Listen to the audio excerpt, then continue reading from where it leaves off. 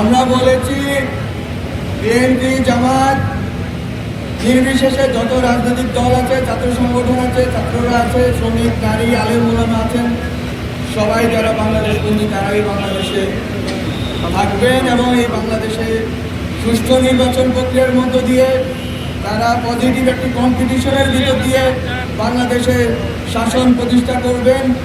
বাংলাদেশের জনগণের বৈষম্য এবং বৈষম্য বিরোধী এবং শাসন ব্যবস্থা কায়েম করবেন।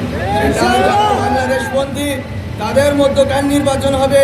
বাংলাদেশ বিরোধী আওয়ামী লীগ ফ্যাসিবাদীদের কোনোভাবেই নির্বাচনে অংশগ্রহণ করতে দেওয়া করা এবং সংস্কার করা এবং অবশ্যই সকল বাংলাদেশপন্থী রাজনৈতিক দলগুলোর অংশগ্রহণে একটি সুষ্ঠু নির্বাচন উপহার দেওয়া বাংলাদেশকে।